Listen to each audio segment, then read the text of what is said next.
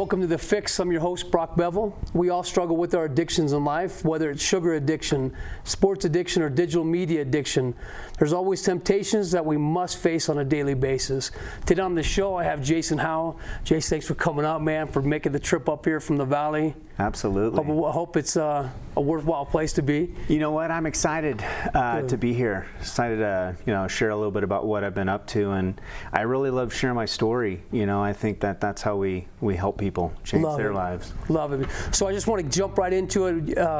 Everybody's aware that this show is about addiction. We cover all types of addictions, and the reason you're here is because obviously you're an addict, I'm an addict, and we want to promote awareness in the public. We want everybody to just jump on the bandwagon, the epidemic we're seeing. So if you wouldn't mind, I know that your addiction started at an early age. Can you just kind of briefly talk to us about it? Sure. I grew up in a single parent home, only child, and I had really no one to kind of teach me the real ways of living life. Most of my family all were addicts. My grandfather was an alcoholic, sexually and physically abused my aunts and uncles, my mom, and so I grew up in this environment where they didn't really know how to parent, and so growing up with no father figure in the home, I think you look at a lot of the people that struggle with addiction, they're missing that one component, both parents in the home. And so for me, that was the case. I started smoking pot when I was 12, 13 years old, got into drinking. Masturbation was actually my first addiction, pornography. And it was the last addiction that I overcame. Actually, sugar is still an addiction. Yeah. So when you talk about sugar, it's still a part of my life. And it's interesting because, as I've gained my addiction over time, it gets worse and progressively worse, and you use harder and harder substances, kind of to mask the feelings and emotions that we don't want to feel. And it ended up, for me, crack cocaine addiction. I was on the streets, age 20, 25, and I didn't know what to do with my life at that time. What's interesting about your addiction, talk to me about your mom. I know that you lived with her throughout your life, but you actually started using with mom? Yeah, my mom married a guy that struggled with a drug addiction. He shot cocaine. My mom thought she could change him, but instead joined him. So at age 16, they would party all night long, and for me, I was always on restriction. He'd be out in the backyard thinking my friends were back there, and he's just on this trip, and I hated the drug. I said, Mom, you're gonna either get rid of him or I'm leaving. I ended up leaving, and at 16? Yeah, at 16. And she woke up to the fact that, hey, this is my son, I love him, and I don't want to raise him this way. And then at that time, my friends were getting into, using drugs and getting into heavier stuff more than pot. We were starting to smoke or snort cocaine. And I started dealing it, and I was able to deal to my parents and get away with whatever I wanted. It was kind of cool that my parents used drugs, so right? The friends came to your house, absolutely, yeah. And so I started using with my mom, and that's when it really got worse. I actually was selling to people that smoked cocaine. And I had never done that before, and they were going through it so quickly. And I'm like, gosh, how do you go through it so quickly? Yeah. And so I was intrigued, tried it myself, and I was hooked from that point on. I went from instant dealer to user, and my life just went downhill from there. So you were using with your mom. How weird had that had to be weird? Yeah, I've used with both my parents, so it was. It was interesting, but it wasn't anything new, I guess, because it was just how I grew up. I used with my uncles. I smoked pot with them, and that's who I was originally kind of introduced to a lot of this stuff, was seeing and watching them do it. It wasn't something that they hid from me. So tell me about, so I know your story, but the public doesn't know your story. Sure. I know it seems like you go through these stints of okay, I'm sober now, I'm good now, and then I'm relapsing, now I'm good now, and I keep going through these stints. Tell me a little bit about it, because I know you actually went to get away from it a little bit. Your junior year, you stopped using. Yep. Yeah, so my junior year I stopped using, and that was right around the time that I made my mom choose between me or my stepdad.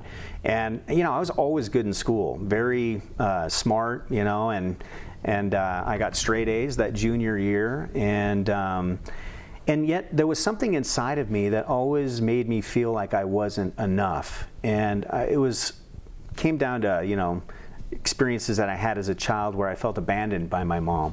And just looking at her, I think there was a lot of disrespect for how my mom raised me. And I just didn't feel like I was worth it, and not having a dad in the home, you feel worthless. And so for me, it was deep-seated shame and guilt around who I was. So I'd be good for a little bit. I'd be good in school, sports, selling, whatever I was doing, I was good at. But deep down inside, I didn't feel like I was worth anything. So then I would go use, something would trigger, either good or bad. It didn't matter what it was. I just didn't know how to deal with my emotions. Did you feel like, because we've talked about like it's a reward, everything is going good. You're like, oh, I can handle this. And then you go reward yourself. And you go reward yourself, and then you go and you use, and then next thing you know, you're up all night. And then you're up all the next day, and then you're up all the next night. And it's like, and that's what would happen. It's like, once I started using, I didn't want to go back. So I'd be literally gone 3-4 days. And the longest time was 10 days. And that was when I finally gave God a chance, was after 10 days of being out on the streets and figuring everybody had just given up on me. And I remember being in a Taco Bell, and I saw a guy pray over his food. And it reminded me of a conversation I had 9 months prior with someone that said that I needed to find God. And that, and I hadn't talked to her in like 13 years. She calls me up out of the blue and says, the Spirit's telling me that you're ready to receive, God in your life. And so for me, I'm like, oh, okay, well, So what'd you do with it? I didn't take any action on it right away. And this was when I moved to Wisconsin to get away from all my associations. So you go Tucson. from Arizona to Wisconsin, and Wisconsin was Dad, right? Yeah, Wisconsin was where my dad lived. And so I figured, this is where, I'm probably going to finally get over this because I never had my dad in my life. That's going to fill that void. Absolutely. Yeah, that it's emptiness. finally going to, make it so that I'm okay again, right? Or okay, period. But it turned out that wherever I went, there I still was. Nothing in my life changed except my location. And so, okay, so hold on. That's such a cliche in the addiction recovery world. But what's interesting, there's psychologists all over the place that say you got to change your people, persons, places, and things. Right. But here you are. You moved completely to Wisconsin. No change. Right. Yeah, no change, because I got into the same behaviors, same people. I was attracting the same people into my life. I didn't change who I was inside until I found God, right? And realized that I could be forgiven, because I had a child at that time that wasn't a part of my life because of my addiction. Right? She was in Turkey with her mom and stepdad, and he's in the military, so he was in the Air Force stationed over there. And she understood why I wasn't in her life. But for me, it's like I'm feeling all this guilt and shame because I'm doing the exact same thing that my dad did with me, which was not being there, right? Yeah. So you go to Wisconsin. How quick did you start finding those same type people in Wisconsin? Almost immediately. Because once I got back into the circle of working, I worked in the health club industry. And the health club is just rampant with, especially the people that work there.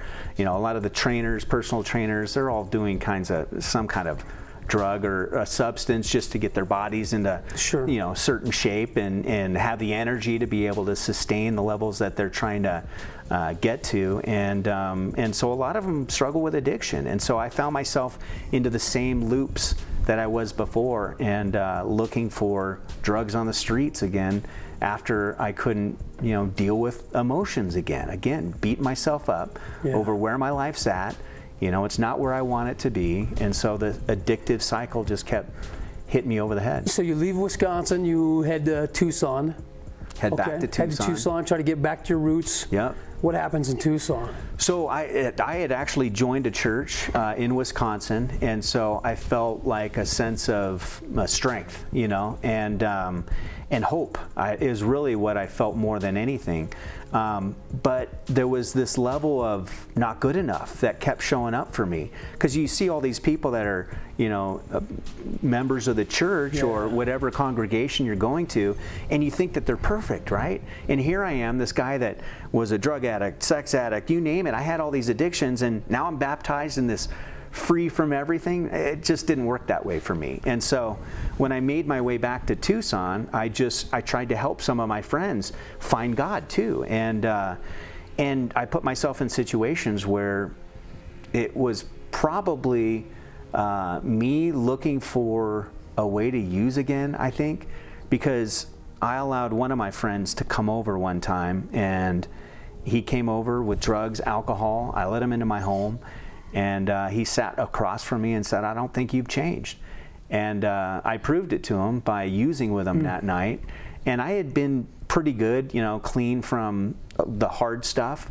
And that night when I used, it would have been better that I had never had that relationship with God, because the guilt and shame and feelings that I had were that much worse, and my addiction got that much worse. So this trend that we're seeing, did you ever identify it? Did you ever notice it happening, or do you look back and now look at it and say, man, I saw these red flags, but I couldn't do anything about it? The cycle of addiction was always very apparent to me. Good for a month, then I would use. Good for another month, and then I would use. It was, I don't know why I did it that way. Other than the fact that I believed in myself enough to change my life, yet there was something that didn't believe that I was worth it, and there was no self-love. And that's what I really realized was missing, was, having God in my life was one thing, but forgiving myself for the things that I'd done in the past was another thing. I know before we started, you said there's still family members that haven't forgiven you for your past. Yeah, one actually lives here in Show Low, and I'm still blamed and accused of things that I did in the past, and it's been 20 years now, 20 plus years, and it's like, nice. When am I ever going to get beyond it with them? You know what I mean? I'm already beyond it with myself, and that's all that really matters anyway. Do you still feel it though? Do you still feel that maybe the anger for people that can't just... It's not so much anger, it's more, because I understand there's a level of hurt that I think exists for them, and it's not so much what I did. I think it's level of hurt on where they're at in their life, and not really forgiving my grandfather. So it has nothing really to do with me. I'm just the only living outward expression of what that represented, I guess. And all of them struggle with a lot of the same types of addictions too. So you say you have 20 years sober. Uh-huh. Do you still feel like tomorrow you could relapse? I actually feel like I still relapse, not with hard drugs. Sugar does the exact same thing to the brain that cocaine does, right? Digital devices create that dopamine hit in the brain, just like cocaine does. So we're still getting our fix. Food, same thing, you know what I mean? Overeating. So it's like I'm still using vices, it's just not as bad as it was, right? And I come out of the comas, when you think about it, you eat sugar, man, I go through this thing where my wife is very healthy, right? And so she wants to make sure that I'm eating healthy. But what do? I'll eat, just despite sometimes, what her desires are, because I don't like being controlled. There's something to that with it, but I won't go back to my old addictions as long as I stay out of the circles where those addictions are. So I can't go in those environments. I can't be around those environments. Good. So I'm excited to talk, because when we come back from the break, we're going to come back and talk about digital addictions, and I know that you're kind of an expert on it right now in your field, so we'll come back and we'll discuss that. Awesome. Sounds great. Welcome back to The Fix. I'm your host, Brock Bevell. and still with Jason. And Jason, we left off in the last segment talking about digital addictions. I'm excited. I know that you're currently involved in this massive project down in the valley. It's the FAM Project. Yeah, I'm gonna give you some time to discuss it because I'm really excited. And if you could touch on the digital addiction, that what our kids are going through. I know we have similar age kids, and it's a struggle, man. Well, it's a struggle because we as parents aren't parenting anymore. We give kids a digital device between ages 2 and 7. Those are the formative years. Simon Sinek wrote a book called Start With Why. He was interviewed by Tom Ballou, who created Quest bars, and he's always asked the millennial question. And the millennial question is this. Basically, what is going on with the millennium today, right? What are these millennials doing? They're totally addicted to their phones and all of this stuff. He's like, this is a parenting problem. We give our kids a device, and we have age restrictions on alcohol, we have age restrictions on tobacco and gambling, yet we freely give our kids these digital devices between these very formative years, and it creates the exact same response in the brain that those other substances do, and hardcore substances, which is create dopamine in the brain. So you're talking from your addiction, you have tons of experience, and you're saying the same addiction to the cell phone use is what you experience with crack cocaine. It's affecting our kids today more than anything else. The addictions of today are digital in nature. Between ages 2 and 7, we, as a nanny tool, are giving them to our kids, because we don't want to parent anymore. Just to keep them quiet. Easy to, put them in front of a screen. Between ages 8 and 11, these same kids that are on these devices are introduced to pornography. The 10 and under age group represents 22% of online porn consumers 18 and under. Wow. 22%. Wow. Under 10? Under 10. Man. So we're giving our kids a digital device between 2 and 7. They're introduced to pornography, another highly addictive substance. And the adult industry is actually targeting our kids today through the apps and the different games and everything that our kids are on. And they want to raise the next generation of users. It's a huge industry for them. And so when you think about it, between ages 8 and 11, they're introduced to this pornography addiction, and most people think it's affecting our men, our boys, right?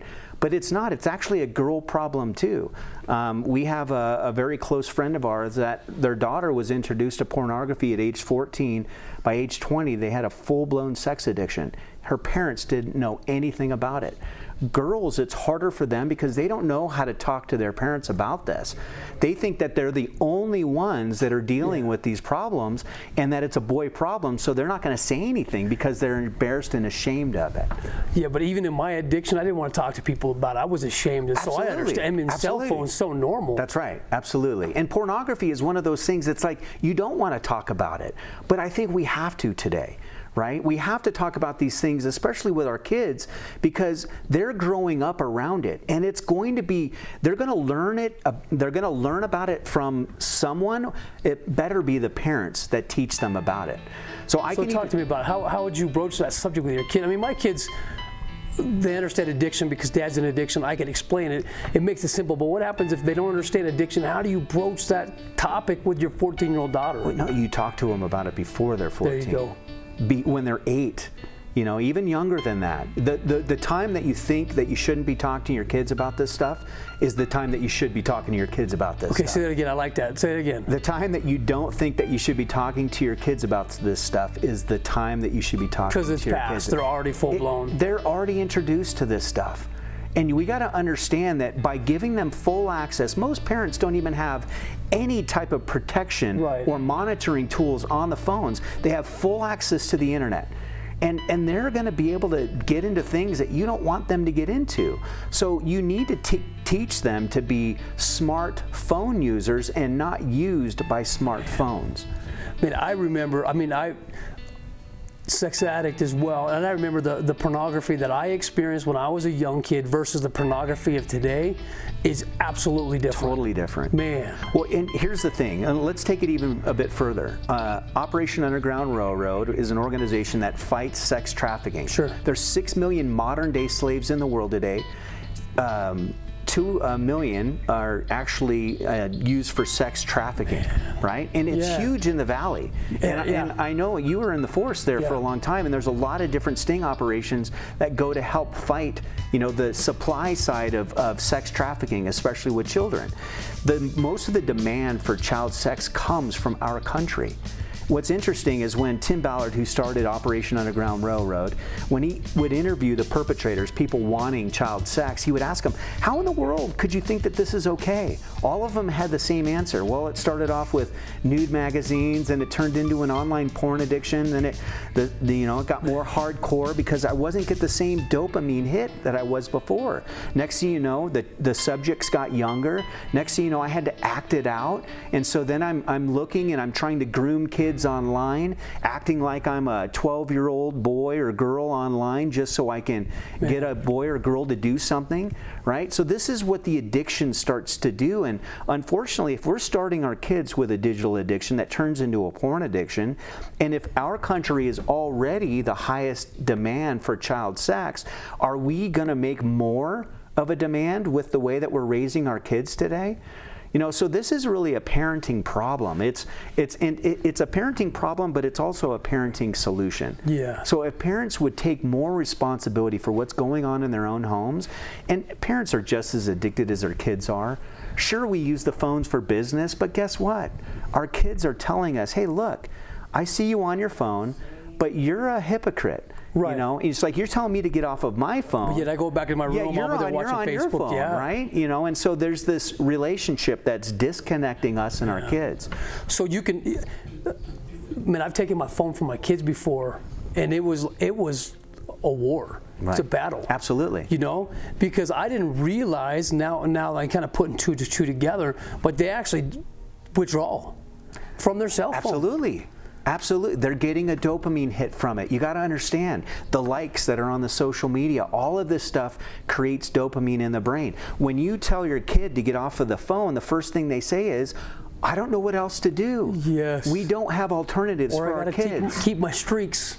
That's right. I got to keep my streaks alive. Yes. Exactly. Man. And what's interesting with Snapchat is that you know where these kids are. They know where all their friends are. So guess what? If all their friends are congregating somewhere and they're not there, how does that make a child feel, right? But if your friends know where you're at, so do the perpetrators. So absolutely. That's another that's main issue. Deal.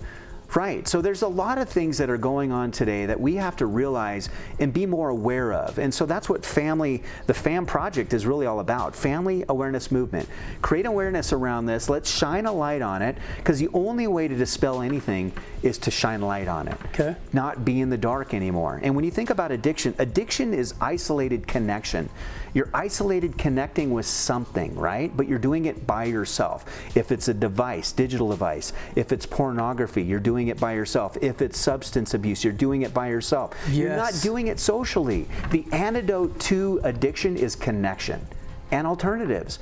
And when I've seen some of your shows, and a lot of them talk about having to change what was around their environment, right? Yeah. And so you need to mix things up. You need to create alternatives in your life. If you're going to take something and extract something out of your life, you need to replace it with something else. So what are you going to replace it with?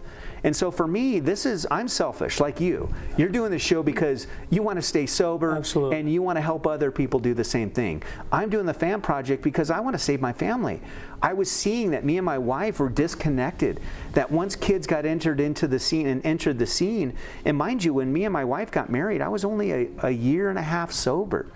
So she got the worst of me at the beginning, still not knowing how to deal with my emotions, and learning, by being married with her. Yeah. There was a lot of deep-seated stuff that we're dealing with right now. So connection is really key, especially with the parent connection. That spousal relationship's the most important relationship in the family setting. Does the FAM Project teach that? If I went to the FAM Project, do you show parents, because that dialogue is epic. Absolutely. That dialogue is deep. Do you guys teach parents how to talk to their kids? Is there a way that we're all about? There's people already out there that are doing things. We just want to be a platform where we can all learn from each other. There's some parents that are doing great things, and they might be, not doing so well in some areas of their life, right?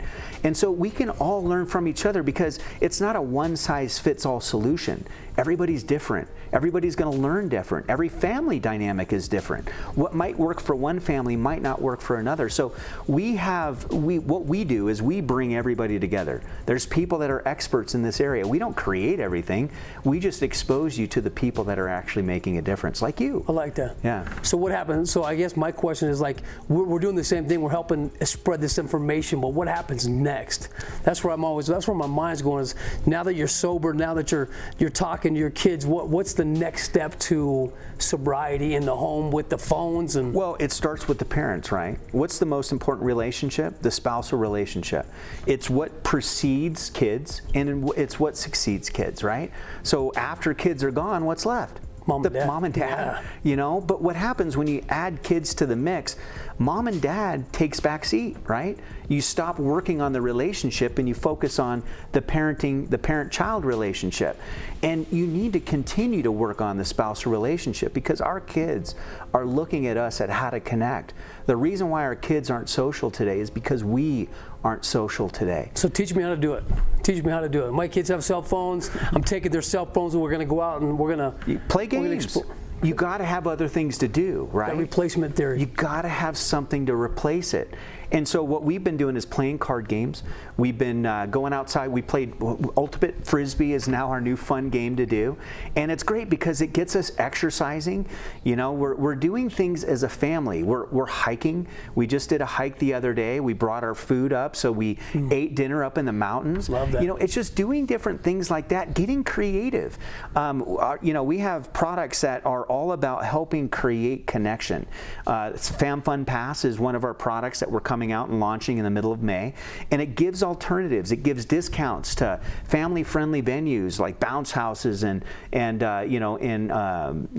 bowling and movie theaters, and just different things that families can do to get out of the house, spend more time together. Love that. And so anyway, we just want to make it so that parents have alternatives to the digital device, and they understand the importance of it. So if I need to get a hold of you, how do I get a hold of you? You go to TheFamProject.com. Okay. That's where all of our stuff is being built and created right now. We're just in the beginning stages of this. We're looking for people to work with that want to make a difference in their own family's life, but then help other families do the same thing. And so this is the movement that we're doing. It's the Fam Project, man. That's what it's all about. Man, we love it. I appreciate you coming on. Absolutely. Thank you for watching The Fix. I'm Brock Bevell. If you know somebody who is struggling with addiction or affected by addiction, there's hope. There's always help out there. Please don't give up. You're important, and your life matters to us. Thank you for watching. We'll see you next time.